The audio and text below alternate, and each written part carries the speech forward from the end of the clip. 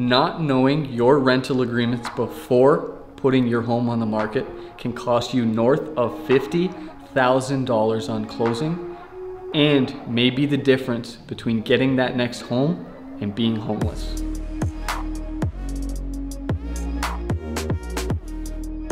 Today, we're doing a final walkthrough at this property that my buyer has purchased and they're closing on tomorrow. What is going to happen if I find something wrong with the house during this final walkthrough? Well, if that happens, normally we would be in close communication with the lawyers, alert them right away so that we know there's going to be an issue with the closing. Final walkthroughs are so important. They're a key part of the buying process, and they're the last step of this process. Why we're here today is to check all the systems in the house and make sure they're operating efficiently. Thankfully, this final walkthrough went amazing.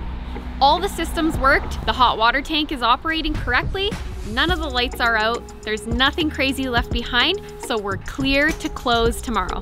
I get all kinds of emails all day long, but I just got an email that got me super happy. This email is from a law firm. It's from realestatelawyers.ca, and they sent me an email requesting my EFT credentials. What's that mean? They want to send us monies electronically. So it's nice to get an email that they got monies for us. I woke up this morning and it's not Groundhog Day. It is 2021. It's absolutely amazing. This is the first time I've had this happen from a law firm. I'm super stoked. It's efficient, it's safe. Hashtag crush the curve. I am back again at the Bullpen, right choice. I got Zack coming from Zack's Classic Contracting, and he is gonna give me a hand figuring out how to build a wall around one of these support beams. So we gotta bring the wall over, go through this support beam underneath the ductwork and get it to line up with that wall so we can start separating these bedrooms. So we gotta cut some 2x4s, put them across here. And then we put a few up here, cut for in here, put them in, and then we'll build this wall here, mount it to the ceiling, mount it to that wall.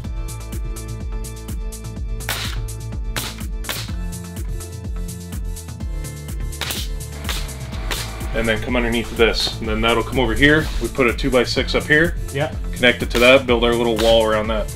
Okay. So you're basically making this piece separate than that one. We have to go underneath all the ductwork and the steel beam here, so we gotta drop it down and nail it in, and then we got a wall. All right, so we got our wall in. This one is with 2x6s. It had to be wider than a regular wall so that we could get around this, and when we put the drywall on, this post isn't in our way. And you can see up here, we notched it down, went underneath the ductwork, easy peasy, lemon squeezy.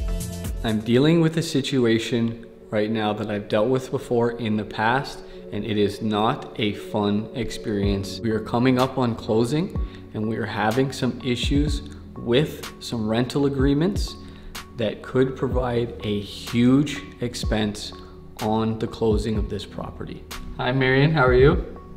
Oh, not too bad. So I just got off the phone with the lawyer for your house on Dieppe. So she says there's some problems going on with that equipment in the house, but we're gonna have to come up with a game plan and some options on how you want to play it out. It is extremely important to know exactly what your rental contracts are and what you are signing when you're signing up for these rental agreements. Well, the lawyer's gonna be working on finding out what that number is, but there's a good chance you're gonna have to pay that out on closing. So our options for that are, one of them is we let the lawyers try and grind these companies down so you pay out less money, which we don't know if that'll happen or not. The other option that is harder is if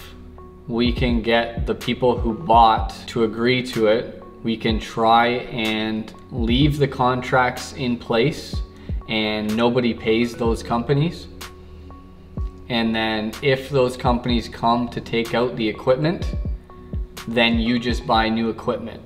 You've always got myself or any other professionals in the industry that you can call and try and get more information about these scam artists and these people who sign you up to these egregious contracts for no reason. Call somebody that you can trust and get their expertise on what your options are and what they should be looking at spending on these items before you just go and sign one of these crazy rental contracts. This has not been a fun experience. It wasn't in the past.